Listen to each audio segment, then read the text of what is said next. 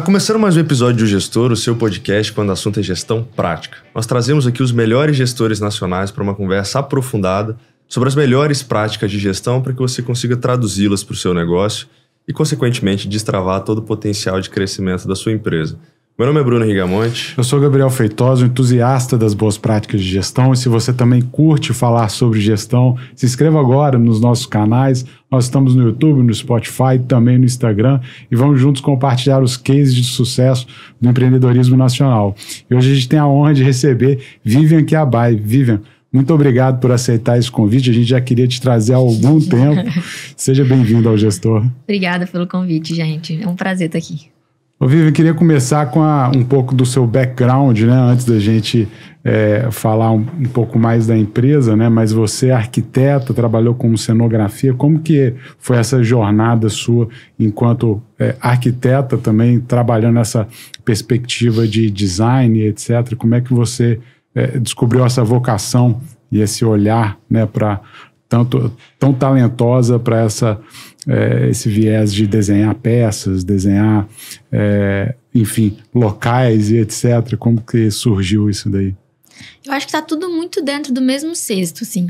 O que eu faço hoje, o que eu fiz, que eu aprendi a fazer na UFES, né, em 2006 que eu entrei, e o que eu fazia antes até, que eu sempre fui uma fazedora de coisas e responder a demandas, né, sempre fui muito esse lugar, assim.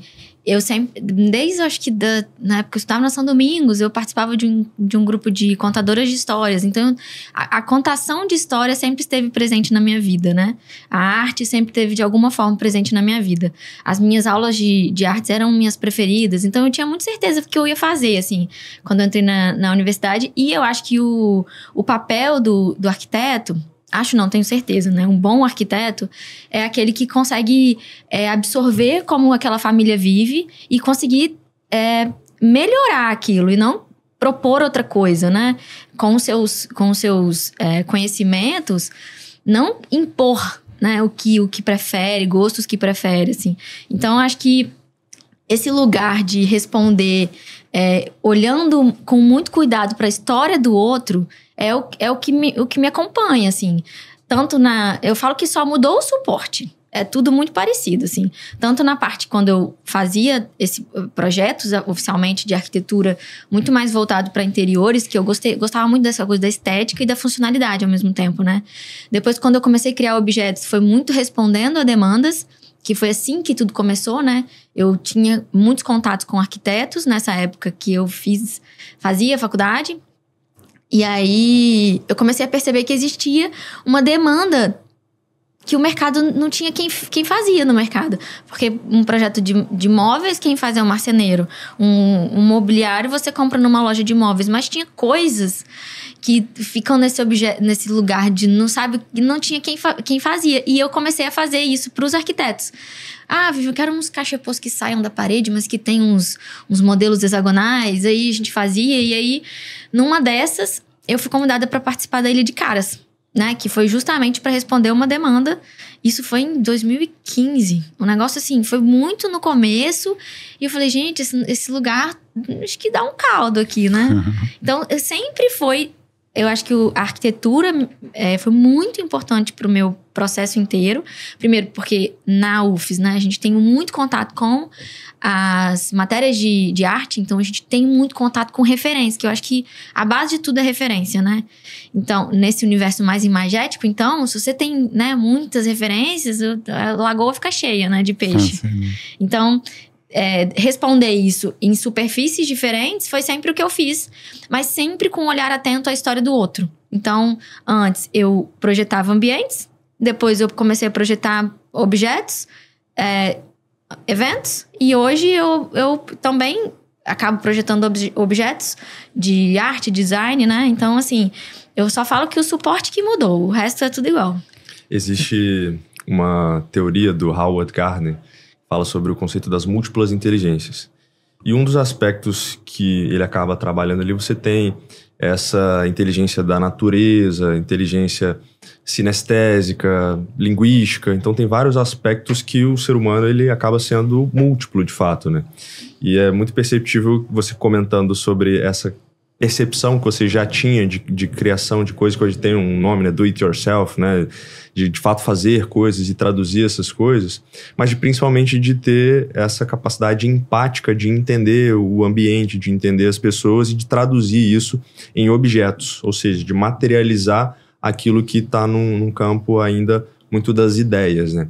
Quais foram os primeiros elementos que você traduziu, por exemplo, né? Se você puder contar um pouco dessa história aí da Ilha de Caras, né? Como que você, de fato, compreendeu esse case, né? Que você conseguiria estruturar ali, materializar o que estava sendo proposto no projeto. Como que foi essa entrega e como que você percebeu que a partir daquilo ali, uma coisa que era muito, talvez, ali pessoal, né? De coisas, de itens pessoais, né? Para casas, residências, apartamentos, como que você foi entendendo que também talvez existiria ali uma oportunidade de materializar objetos não só para indivíduos, mas também para um ambiente corporativo, né? Então, até chegar no corporativo levou um tempo, assim. Vamos falar que a Ilha de Caras foi 2015, que foi quando eu descobri o corte a laser. Teve isso também, né? O corte a laser, ele permite que eu fique muito mais dedicada ao desenvolvimento do que, de fato, à execução. Ainda que eu seja uma pessoa 100% focada na execução, porque eu não projeto nada que não seja executável, execuível, não sei o nome, qual que é o certo. Mas nada que eu faço não vai ser executado. Nada vai ficar no papel e vai falar, nossa, flopou. Não vai rolar. Isso é uma coisa que tem muito dentro do que corre, assim, sabe? Eu gosto muito de fazer o negócio, falar como que isso aqui vai sair daqui e vai virar uma matéria, um objeto, né? O Ilha de Caras, acho que eu já tinha algum conhecimento com o laser, né? Já tinha um pouco da manha. E eu precisava... Era temática a Ilha de Caras naquele ano. Era circo. E aí tinha... No nosso ambiente, que eram só as capixabas, assim, que estavam fazendo, né? A gente fez Tinha tipo um movimento, assim. Como se fosse um movimento meio... uma coisa meio... Era tipo um movimento, assim. Era um pouco abstrato. E eu precisei fazer uma coisa meio tridimensional, assim. Um negócio que eu demorei, sei lá, uma semana pra fazer o projeto. Um negócio que é totalmente inviável hoje, né? Na empresa. Ficar uma semana num projeto só. Mas foi um negócio, assim, muito fora da curva. E que eu li e eu falei, bom, eu acho que se eu focar nesse lugar, talvez... Né? Porque eu acho que muitas opções... O problema do criativo é isso, né? Ele só abre gaveta. Uhum. Então, assim, eu precisei de fechar umas gavetas e falar, bom, porque tudo pode. Isso é ruim até a nível de produtividade, né? Você pode fazer tudo e acaba que você fica um pouco meio distraído, assim, no meio do caminho, né?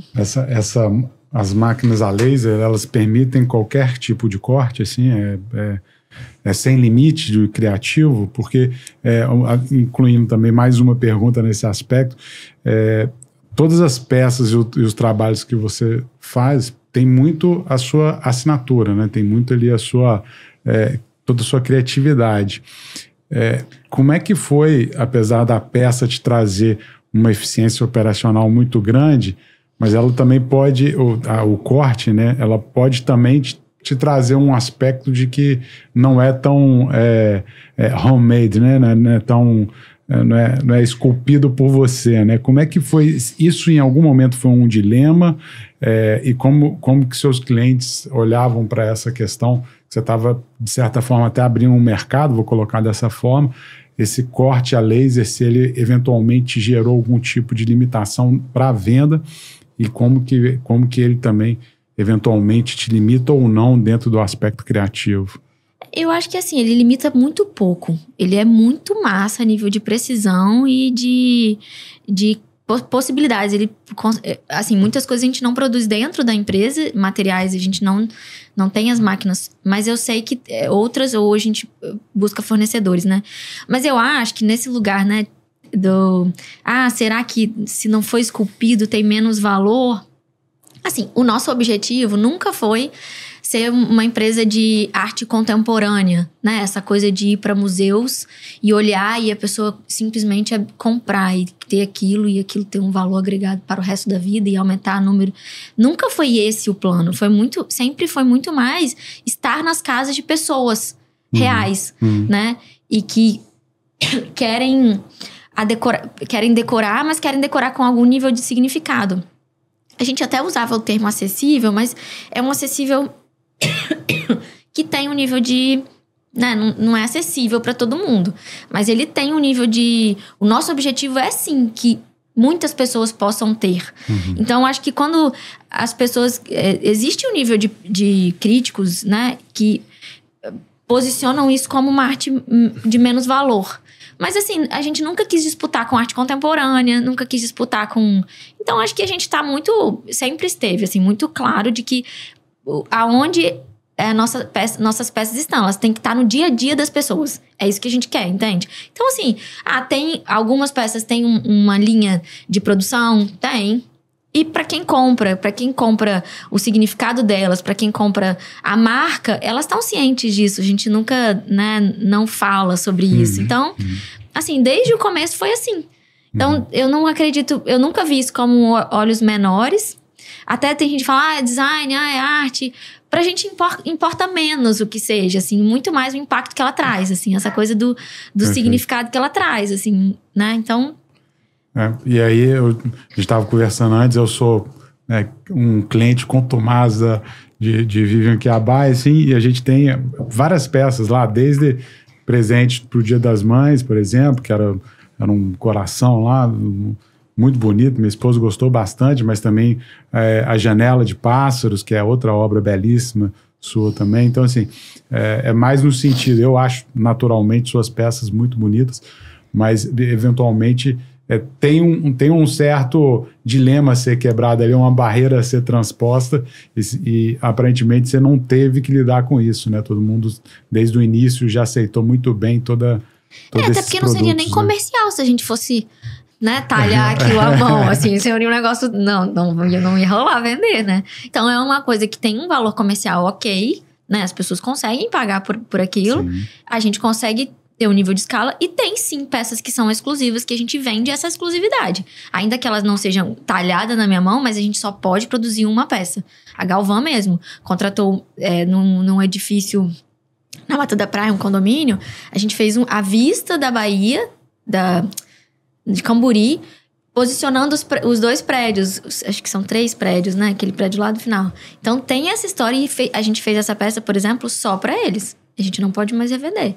E aí ele tem um valor agregado um pouco maior, né? Sem dúvida. E aí entra dentro de um dilema também em relação a isso, que quando a gente fala sobre um trabalho criativo, via de regra, né? E aí eu vou falar por mim, assim, muitas vezes em alguns momentos, né, dentro da minha empresa ou do que eu preciso fazer, eu preciso ter uma capacidade criativa de concatenar ideias ou de pensar em direcionamentos estratégicos ou de como que eu vou engajar o time, o que eu vou falar, enfim, tendo uma perspectiva de liderança, via de regra acaba tendo essas nuances aí de um trabalho que acaba sendo criativo, o projeto que eu vou pensar para um cliente, uma engenharia de dados que eu vou fazer. Criatividade não tá só no design, é porque as pessoas acham, né, criatividade tá em como você vai gerir sua empresa, tem muita criatividade aí. Exato. Mas em alguns momentos acaba havendo um certo bloqueio criativo, ou a gente pode talvez dar um outro nome para isso, como se talvez você estivesse ali meio estagnado dentro de uma linha de pensamento ou não estivesse conseguindo evoluir dentro dessa perspectiva. Já tentei fazer, por exemplo, algumas peças de design antigamente, artes, enfim. Hoje, com inteligência artificial, isso ficou talvez um pouco mais facilitado. Mas como é que é esse processo criativo, de fato, né? Uma coisa que eu queria entender, porque eu entendo que boa parte do valor agregado do que você tem de portfólio, das construções que você atrela à marca Vivian Kiabai, está atrelado a esse processo criativo que está ligado à sua experiência, à sua visão sobre determinados itens e como, de fato, materializar aquilo. E, muitas vezes, cada pessoa ali tem um próprio processo criativo, né? Como que é esse processo criativo? Existe a possibilidade, poxa, eu vou marcar, assim como eu marco uma agenda, segunda, 9 horas da manhã, vou ser criativo, ou é aquela coisa meio da imagem que a gente cria dos gênios criativos que acaba surgindo aquele insight, aquela coisa do nada e acontece. Como é que é isso pra você? Assim, claro que existe bloqueio criativo, né? Assim como eu acho que existe um dia que você tá menos desmotivado a fazer qualquer coisa na vida, né? Eu acho que sim, tem. Mas assim, o meu papel na empresa, ele é muito claro. Eu preciso responder essas demandas. Eu preciso traduzir essas histórias em imagens, em objetos.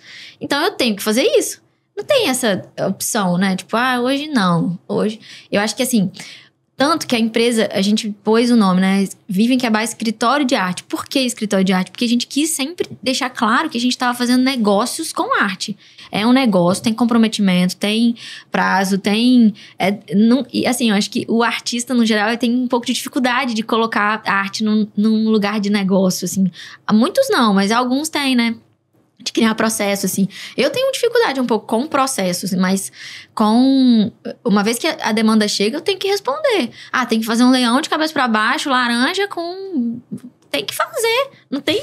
né? Às vezes eu posso... Claro que, assim, eu tenho artifícios, né? Eu posso...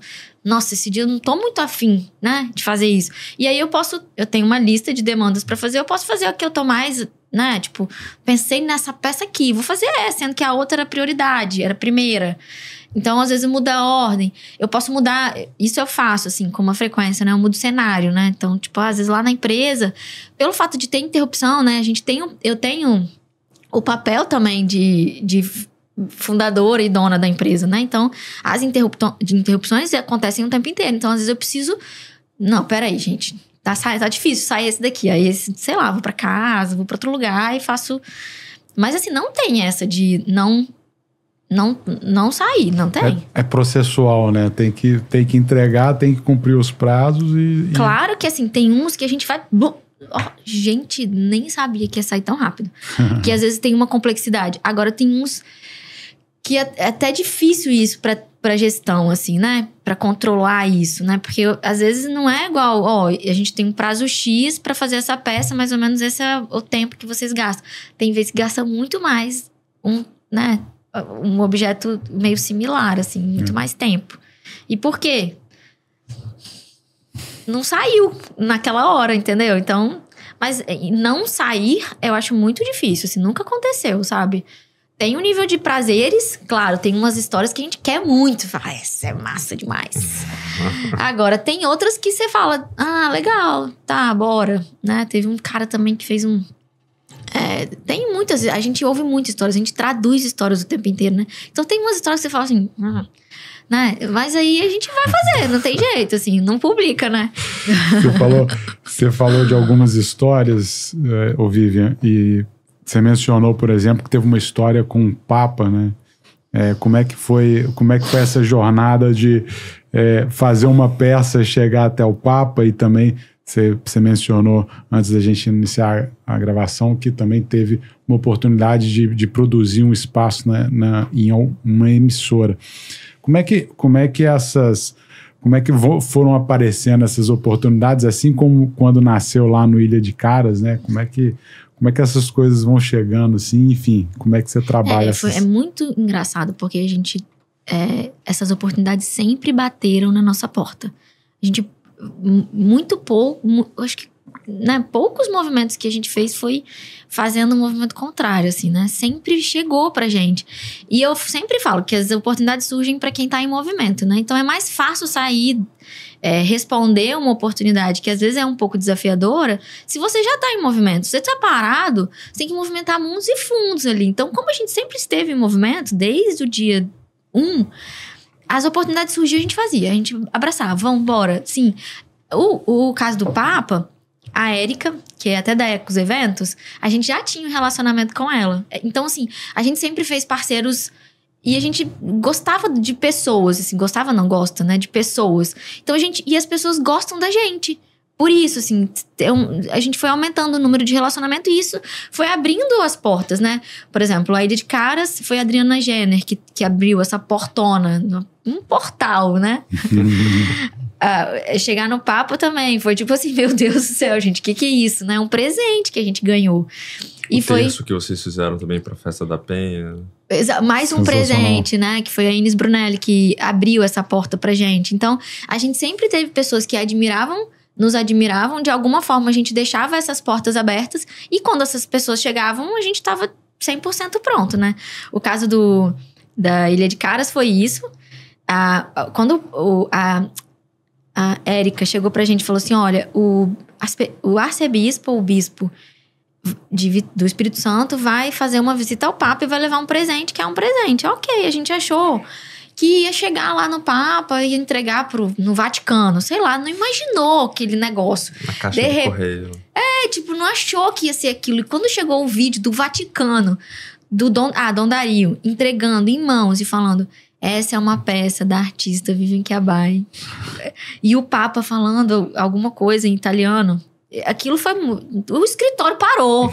Ligação o tempo inteiro, foi uma coisa. Foi muito legal. Assim, a peça que chegou no Papa era a logo da Festa da Penha. Então, a gente pegou a logo existente, que outra pessoa criou, mas a gente traduziu pro nosso formato, assim, né? Coisa do queimar a madeira, que é muito nossa técnica, assim. Então, acabou sendo um presente feito por nós, que chegou nele. Foi muito louco, né? Foi massa demais. E nessa jornada, né? Iniciando ali em 2015, acho que em 2017 tem a entrada do Rafael. E aí vocês, de fato, começaram a pensar numa estrutura de negócio e em dar vazão a uma demanda de mercado ali realmente. Hoje, como que vocês estão em termos de produtos? Assim, a gente sabe que tem alguns produtos que são muito demandados para eventos, enfim, mas como é que vocês estão formatados em termos de produto? E como que você foi pensando também para dar vazão a esse portfólio de produtos numa construção de time, né? Porque, obviamente, você talvez precisa traduzir ali um pouco da sua visão com pessoas que sejam mais criativas, tenham a perspectiva administrativa. Como que foi essa formação para que, de fato, se transformasse num negócio que tivesse um pouco mais de previsibilidade, ainda que trabalhando com arte? A gente começou tendo um perfil de cliente ideal, né?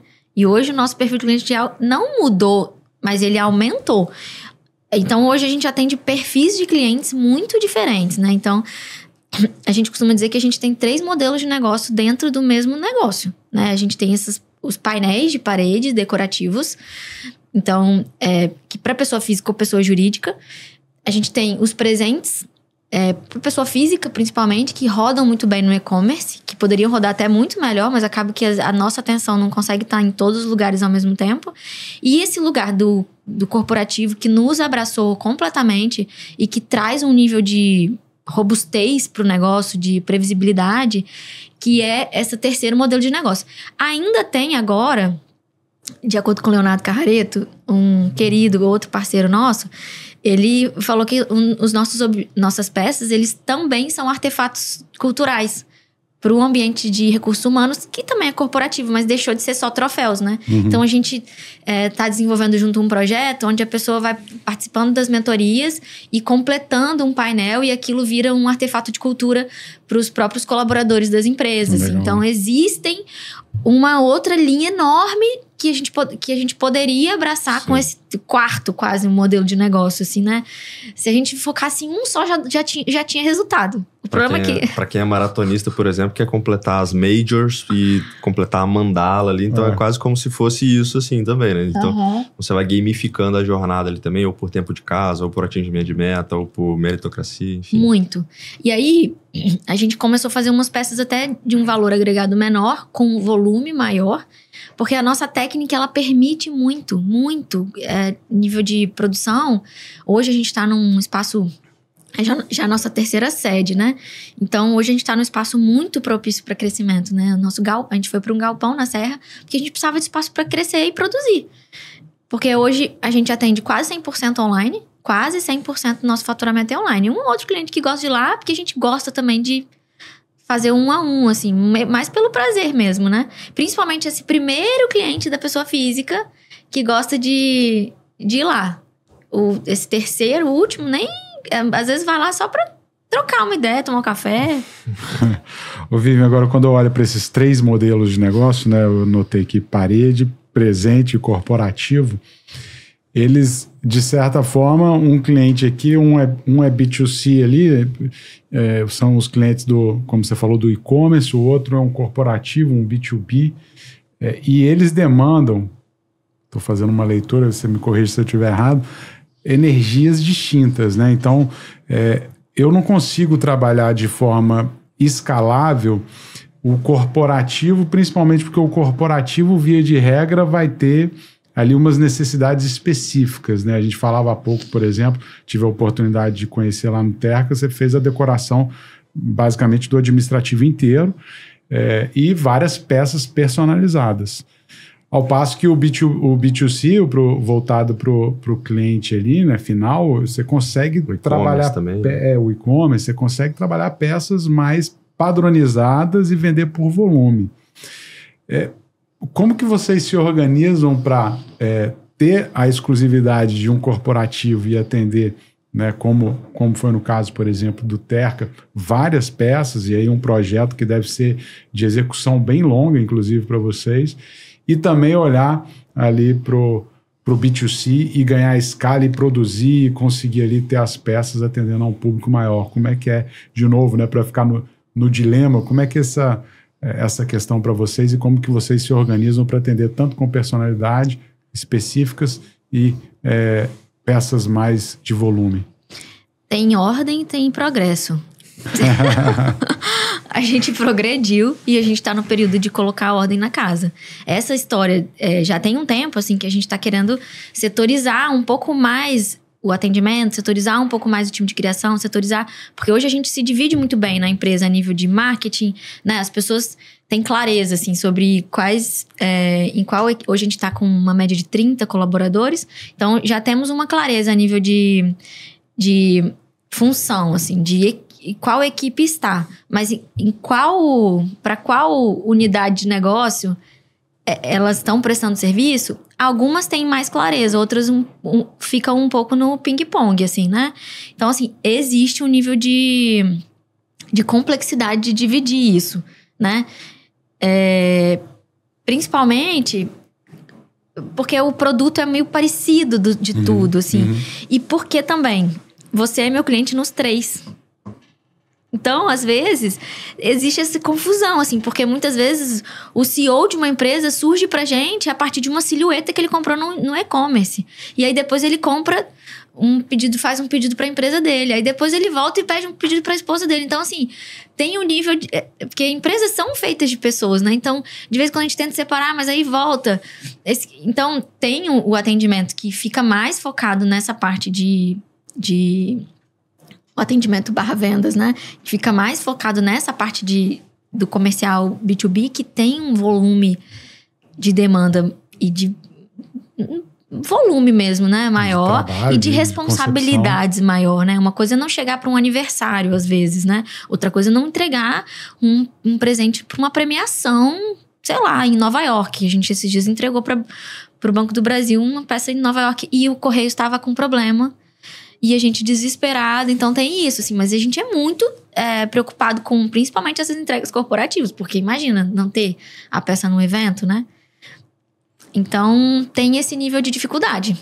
E como que surgiu essa iniciativa? A gente deu um salto na história, né? Mas como que surgiu esse viés do corporativo? Porque inicialmente você fez as peças mais voltadas para as paredes, alguns troféus. Como é que surgiu o corporativo, né, na vida aí da Vivian Chiabai, do escritório de arte Vivian Chiabai? Em 2017 a gente abriu a empresa oficialmente, CNPJ, tudo certo. 2018, a Natura e a Arcelor entraram em contato com a gente. Via direct. Olha que doido, gente. Não foi nem via e-mail. Empresas, E aí a gente falou, bom, e a gente ficava muito feliz quando vendia 25 peças, sei lá, na semana. E aí um pedido era de 30 peças para a Arcelor. E ela presente. E é isso, assim, o nosso objeto, o objeto que a gente entrega, ele é o nosso próprio marketing. Então vamos lá, a gente entregou 30 peças para premiar os principais fornecedores da Arcelor do ano de 2018. Uma delas era a Imetame. No outro ano, a Imetame encomendou mais X peças e mais XY painéis. E depois disso, né? E aí, por exemplo, essa semana mesmo, eu fiz uma reunião com o Tribunal de Contas de São Paulo, uma reunião de briefing. E eu falei, como é que vocês conheceram a gente? É o 3º ou 4º pedido que eles fazem, né, com a gente. Eles têm o Líderes do Amanhã, aqui no estado. E em São Paulo tem o IFL. É IFL? IFL. Pronto. Alguém do IFL que trabalhava no Tribunal de Contas, que já não trabalha mais, há 3 anos atrás, ouviu uma peça nossa e levou o nosso... Então, o próprio produto, ele vira... Porque tem é diferente mesmo, né? Como a gente estava falando. Quando você recebe um presente, né? Uma arte da Vivian, vem com um cheiro específico. Teve uma vez que eu ganhei que vinha o passarinho também ali e tal. Então, assim, você é um presente que, como você falou, envolve emoção e a forma com que você apresenta, né, a arte também, ela é muito forte para quem recebe, né? Então, pelo visto, você não tem só um cliente, não, você tem um fã. Né? Eu gosto.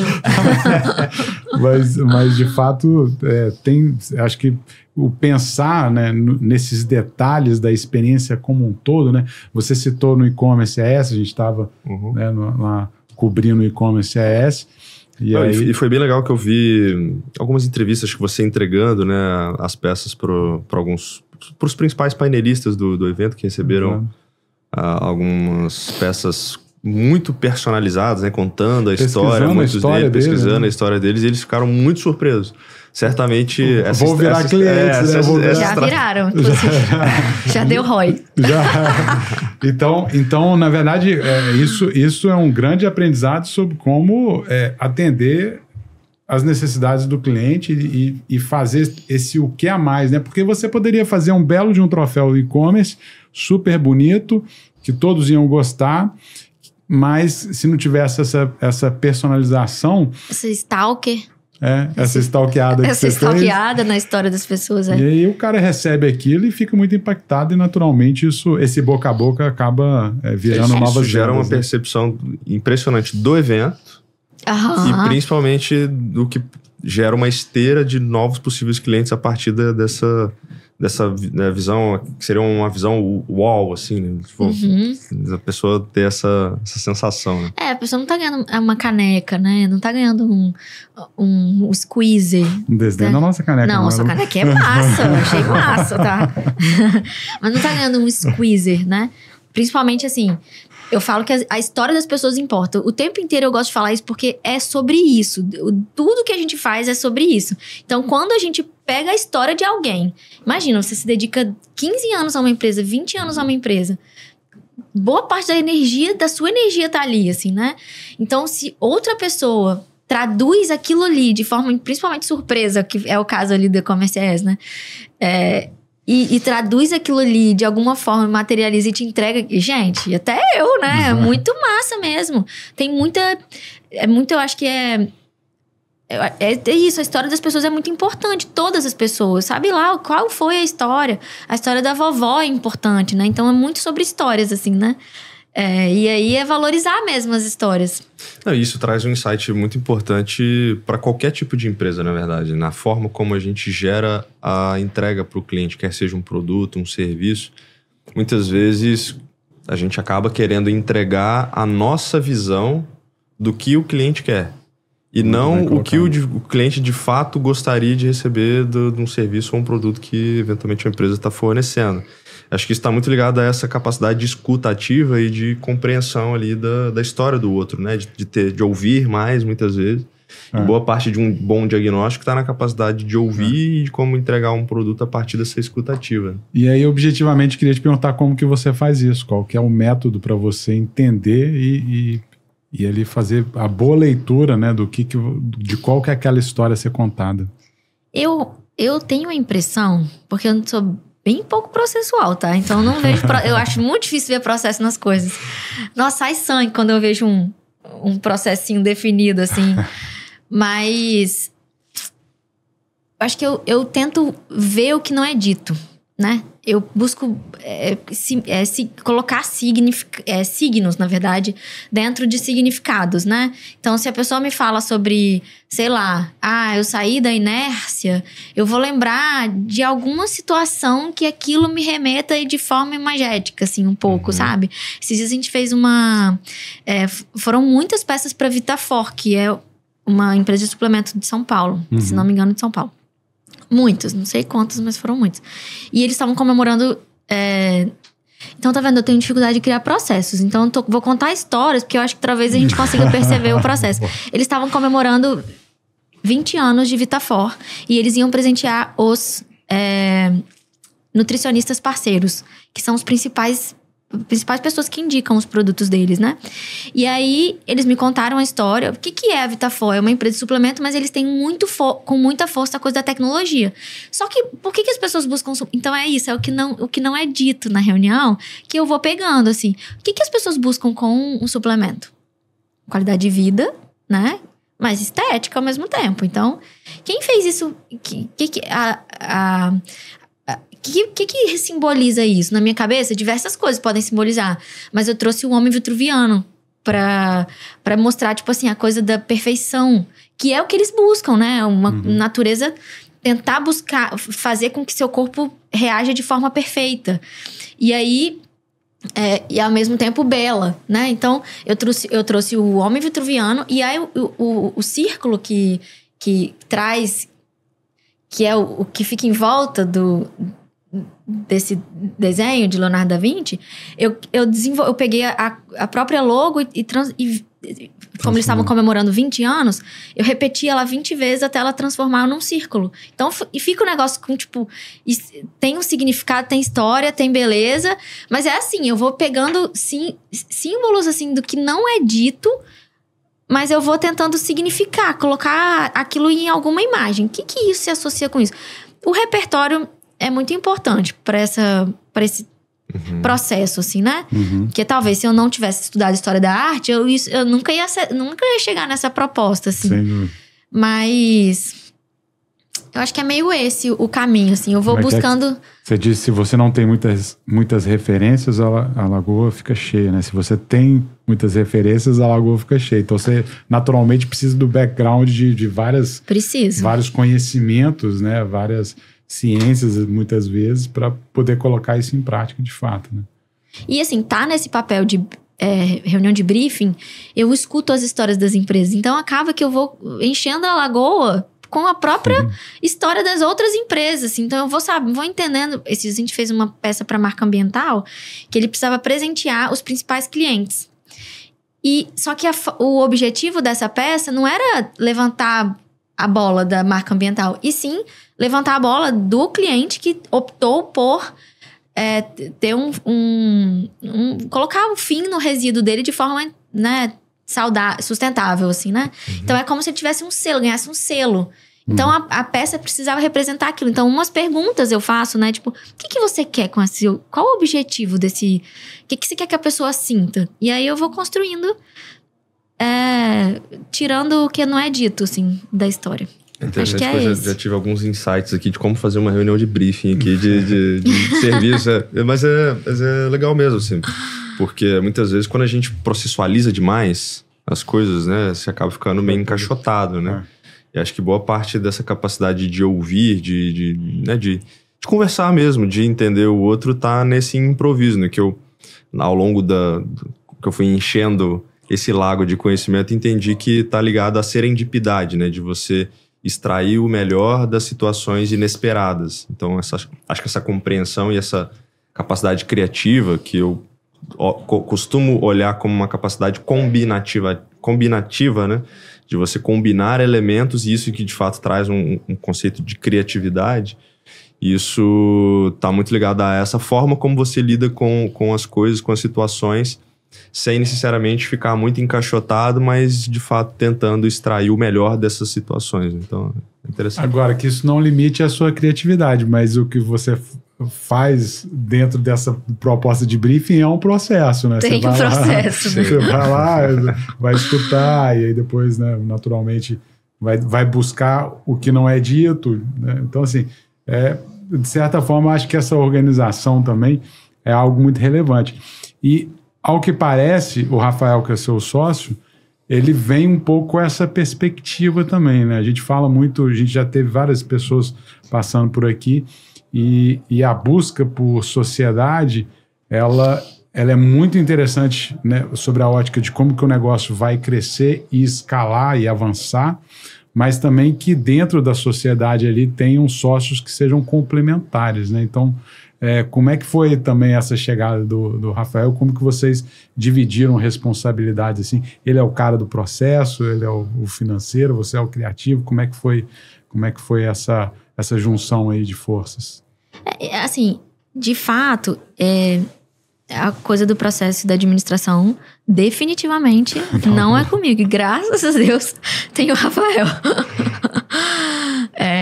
a empresa não seria o que é hoje se não tivéssemos nós dois, com certeza, né?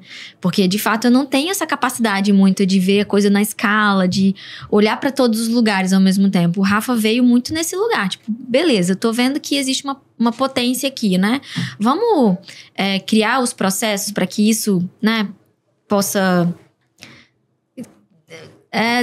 progredir mesmo, né? Evoluir. E aí, ele entra nessa parte mais de gestão mesmo, de forma geral, assim, né?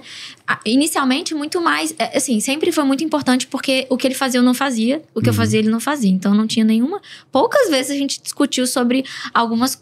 Tirando o ar-condicionado, a gente discutiu poucas vezes sobre assuntos... Tirando o ar-condicionado é bom. Homens e mulheres sempre discutem sobre isso. Mas a gente poucas vezes discutiu sobre qualquer outra coisa que não fosse... Porque era muito claro até um ponto, né? A empresa tinha muita clareza sobre quem fazia, porque era uma empresa de 2 pessoas, depois 4, depois 6. Estava fácil, assim. Um ficava com o time de criação, o outro ficava com os outros... eu ficava com marketing e criação, porque o marketing também tem a coisa muito da criatividade, tem a coisa da performance também, que também não era comigo, né? Era muito mais com o olhar dele, né? E ele sempre veio com esse olhar processual, esse olhar mais administrativo mesmo, porque eu não tenho condição, né? Imagina se ficar aquela empresa só sob minha direção, não funciona. Então, colocar ordem na casa, limitar um pouco, porque como eu falei no começo, né? Quando tudo pode, acaba que você não consegue virar, nada vira processo, né? Então, assim, eu tenho um nível de dificuldade de colocar processo nessa parte criativa, mas o resto tá tudo processualizado. E dentro dessa capacidade de execução que vocês tiveram, de evolução ao longo do tempo, né? Eu entendo que vocês também têm hoje, né, 2 marcas aí a serem trabalhadas, né?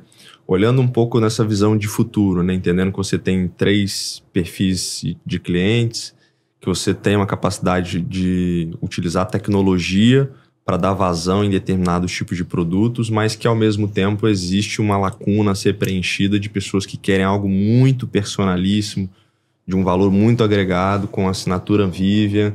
Como que você tem idealizado esse futuro do negócio de vocês?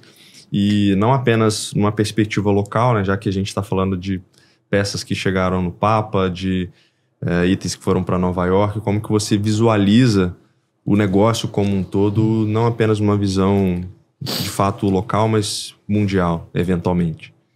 Há um ano atrás, mais ou menos, a gente começou a sentir um pouco de incômodo da marca ser apenas Vivian, né? Porque acaba que hoje somos um coletivo de pessoas criando e produzindo, né? Então acaba que fica pequeno pro que a gente é, sabe? Um pouco. A assinatura é Vivian, mas o resto é muita gente. E a gente quer um pouco trazer esse protagonismo pro resto do time, pra todo o time, né? Não pro resto, pro todo o time, né? Então eu fui que deu o pontapé inicial na história. Tem a minha marca a nível criativa, mas temos muitos colaboradores, temos um time massa, assim. Então a gente, né, tá nesse processo agora, inclusive assim, a gente não anunciou para o público de forma oficial, a gente tá contando essa história e vamos anunciar nos próximos dias que a gente vai vai trazer uma marca nova, como se fosse um guarda-chuva superior, onde a assinatura Vivian que a Bai vai estar presente, né? O meu olhar criativo vai permanecer e sobre todas as coisas, independente se só sobre a minha assinatura ou não, mas a gente vai conseguir ampliar um pouco, assim, né? Até a nível de percepção, porque eu vejo que grandes marcas, quando vão nos procurar, ficam um pouco não acreditando muito, porque Vivian parece uma coisa pequena, assim. Então, fala no WhatsApp, hoje a gente tem 6 colaboradores respondendo atendimento. Então, tipo, a Vivian, todo mundo é Vivian, sabe? Então, tem um nível de confusão, acho que interna e externa. Então, acho que a gente a gente tá nesse processo de ampliar, né, um pouco a marca, abrir uma marca nova para que a gente consiga atender melhor a mais demandas e trazer mais gente criativa também, porque a minha assinatura traz coisas muito legais, mas às vezes outras também vão trazer, né, e a gente vai poder criar um coletivo de criativos, assim, né? O objetivo é que a empresa expanda e que eu não vire um gargalo sempre, né? Que outras pessoas possam vir responder a demandas de forma muito legais, assim. Eu acho muito interessante, muito inteligente a percepção de vocês com relação a isso, porque muitas empresas vão ter dificuldade quando carregam o nome do fundador, né? E tem várias aí. Poucas vão ser aquela, por exemplo, pegar uma consultoria como Falcone, que ela leva o nome do fundador muito forte e virou um selo ali, mas chega um momento que eventualmente fica desassociado, né? Então é interessante essa visão, porque a leitura que eu faço é de que é uma visão clara de futuro para que o negócio possa expandir numa forma de uma forma ainda mais acelerada, né? Então é interessante essa percepção. Muitas pessoas tenho certeza que vão olhar meio estranho isso, né? Mas talvez de curto prazo seja estranho, né? Mas eu acho que longo prazo é o que é possível.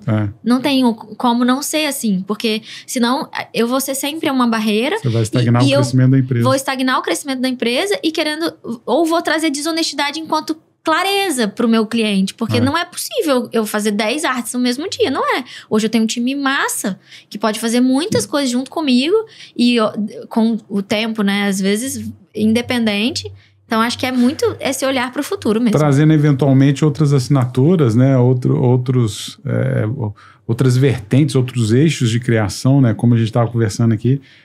Eventualmente um determinado produto, você tem ali dentro da equipe pessoas que vão desenhar melhor, vão criar melhor sobre aquela expectativa, enquanto que o seu eventualmente vai estar ligado mais a contar as histórias, né, de uma forma mais poética, detalhada, com um lago cheio de peixes, etc. Então acho que é bem interessante sobre essa ótica. E aí o Bruno te fez uma provocação, mas e olhando para o futuro, assim, apesar dessa mudança, já se preparando para ele, mas novas tecnologias, o que vocês estão olhando aí, quais são os outros mares aí que vocês visam alcançar? Eu acho que a gente tem muita força no Estado. Então, primeiro, eu acho que dá para tirar muito caldo dessa laranja ainda, olhando para o Brasil de forma geral, né? Então, o primeiro ponto, assim, é a expansão nível Brasil, né? Dentro até mesmo do mesmo... Porque eu acho que a gente fica sempre... gosto muito da novidade, né? Mas a gente tem um produto que é muito massa e que boa parte do Brasil nem conhece. A gente está começando a fazer um movimento mais fora, a nível... Claro que a gente já vende bastante para fora do Brasil, mas se você for considerar o nível de empresas que tem no Brasil, empresas e pessoas, né? Mas empresas principalmente, porque tem sido um pouco nosso foco recentemente, de um tempo para cá, tem uma infinidade de empresas que poderiam estar comprando da gente e que ainda nem nos conhece. Porque a gente faz poucos movimentos comerciais, assim. Então, eu acho que o primeiro momento é esse, assim, organizar mais o time comercial, expandir. Até porque a gente tem o Compete como incentivo, vantagem, né? Então, se a gente vende mais pro Estado, é até pior pra gente, é melhor vender pra fora. É verdade. E a gente tem muita capacidade de distribuição e de expansão da produção, principalmente, né? Então, acho que o primeiro momento não vai ser expandir novos produtos, não. É pegar o produto e produtizar ele oficialmente, sabe? Sem perder o que a gente sempre fala, assim. Essa nova marca, ou a marca anterior, ou o que eu era enquanto arquiteta, a essência nunca vai deixar de existir, que é essa coisa do olhar atento, individual, humano, pro outro, né? Pra história do outro. Isso é uma coisa que a gente não abre mão. Então, ainda que a gente ganhe escala, vai ser no limite do olhar pro outro, assim. Boa. Vivi, queria agradecer demais a sua presença aqui. Como o Bruno falou, eu sou um fã do seu trabalho, tem algumas peças em casa. Também tem algumas lá no meu escritório, olho para elas todos os dias, então faz parte da minha vida também. Elas marcam datas, né? Então, por mais que a gente vá repetindo, às vezes recebe algumas, mas elas marcam o dia daquele, né? Exato. E parabéns, desejar bastante sucesso nessa jornada de conquistar o Brasil. Obrigada, estamos aí. Obrigada, gente. Novamente, muito obrigado. E você que chegou até aqui, se você não é inscrito no nosso canal, eu queria te convidar para fazer isso agora. Ativa também as notificações para você não perder nenhum episódio que a gente divulgar. E se você gostou desse conteúdo, eu queria deixar a dica de você consumir e assistir todos os episódios que já estão disponíveis aqui no nosso canal, para você maratonar todos os episódios. Se você acha que esse conteúdo pode impactar a vida de alguém, também compartilha com essa pessoa. Eu tenho certeza que isso vai trazer um novo olhar sobre a perspectiva do negócio dessa pessoa também. A gente vai ficando por aqui. Um abraço, valeu e até a próxima.